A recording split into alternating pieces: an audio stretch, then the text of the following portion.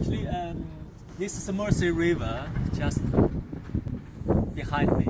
And I have tested the water, and I believe this country is very dynamic. Definitely, everything will be fine. This is my comments after the 23rd of June, after this referendum. This country have a lot of discussion than what is going to be in terms of the currency and the relationship with the European Union.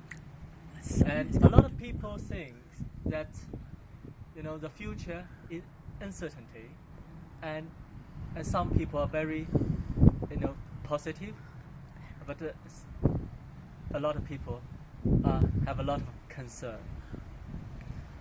So today I'm going to speak about my opinions in some areas like the railway industry, whether it can be impacted by this result.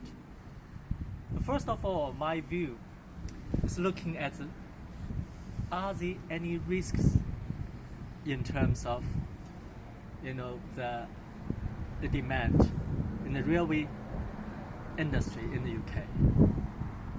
We might know the government have issued a strategic plan for the incoming 28 years. According to that plan, we may find that 13% of the UK rolling stock is from the 70s. Another 18% of rolling stock is from the 80s. So the huge amount of rolling stock is going to refurbished, and even there's a lot of orders for the new procurement. We have made a calculation. It's around 8,400 cars are going to be procured in these 28 years.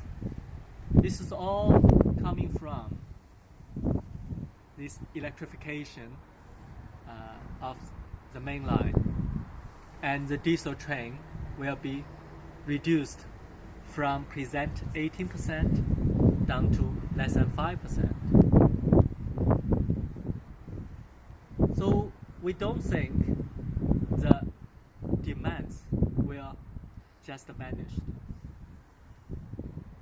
Another point I want to address here is whether it will change the supply side, like the company Alstom, Bombardier, and Siemens, even ourselves. What is our view after this referendum? Alstom have announced they will continue the projects for the research and railway academy, and they believe there's a lot of projects were still going on, and they're also ready for the projects like high speed too. Definitely, they have a roadshow for the new double deck, the high speed train. Bombardier as another example. They have very strong track record in this market, and they have a good layout in the country. They got one production plant in Derby, another one just half an hour away in Crewe, which is specifically for the bogie production.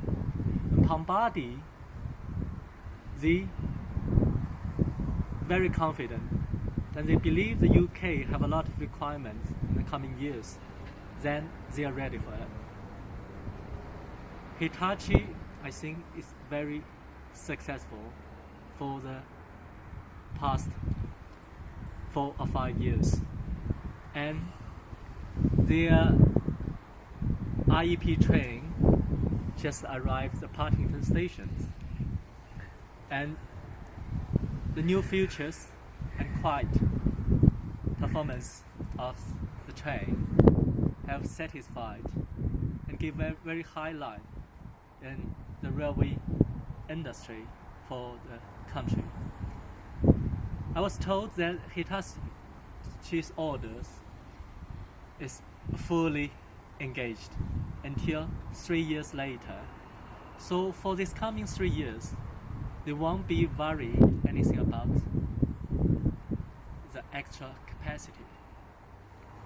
For ourselves, we have foreseen that a lot of great projects is going to be happen in these countries.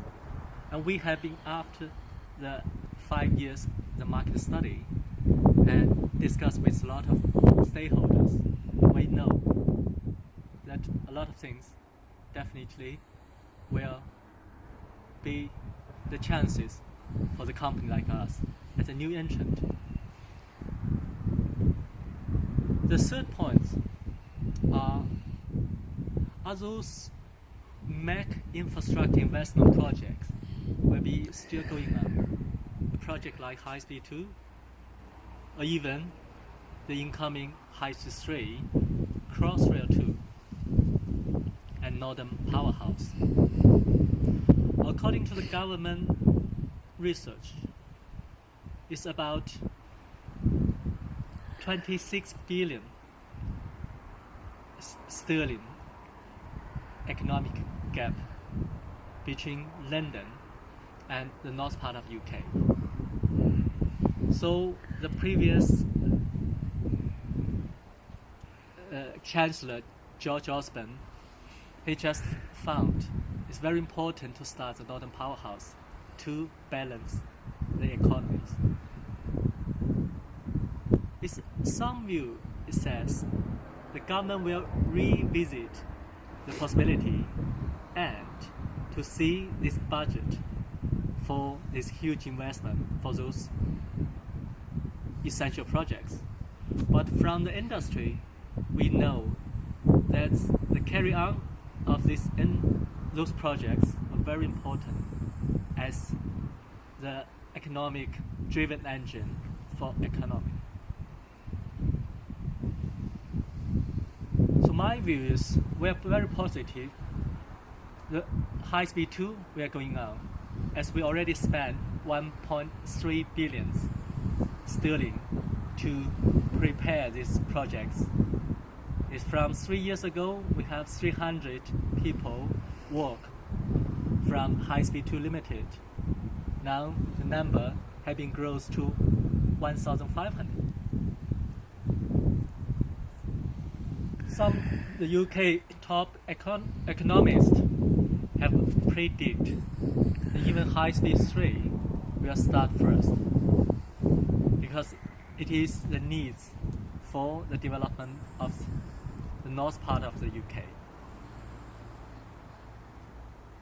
The fourth point that people have concerned whether the UK will take the risk when they leave the European Union, especially the impact on the railway industry. Let's see the real case.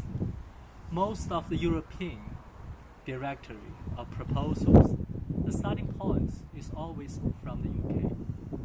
The UK with very high standard, and to be seen as the safest railway system in the European Union. The UK have a lot of innovation, a lot of the great system and experience has been adopted in these countries. So it won't stop UK as one of very advanced the railway countries to carry on and to lead industry. There's no doubt still a lot of things will be still communicated between the UK and European Union. The last point is about innovation in the UK. As the UK supposed to leave the European Union, where the UK, the institute, the railway institute and railway project will be affected by the result. We don't think that UK cannot move forward alone, because UK have very strong research fundamental basis, and the University of Birmingham and University of Southampton and Imperial College London, even the University of Manchester, they have different teams in different areas in terms of light rail, system controlling, and new materials for the trains. So UK definitely, they are widely to involve the high level partners to involve in the team other than the European Union. But again, I believe there's still opportunity for the UK to continue this cooperation with European Union.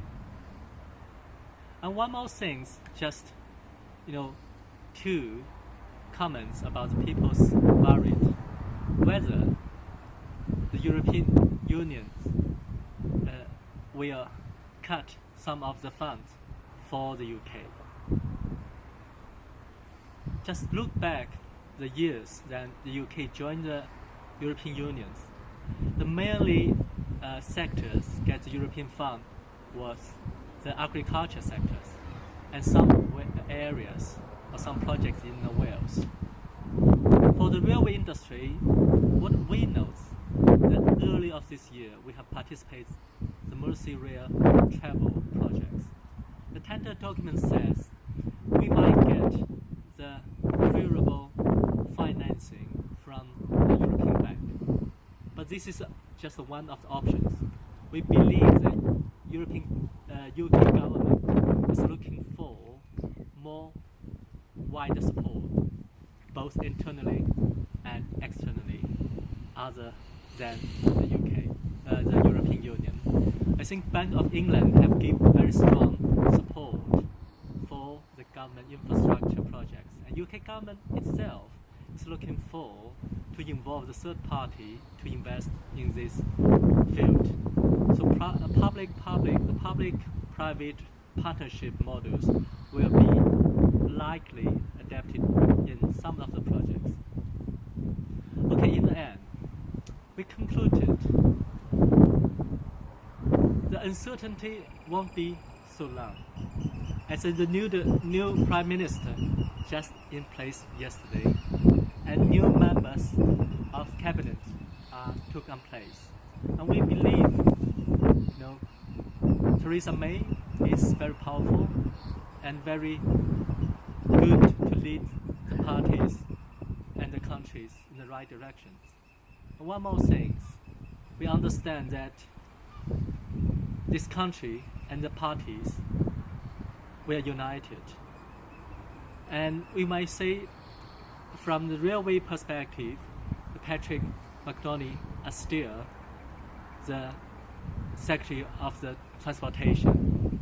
So he had more than 20 years in this role.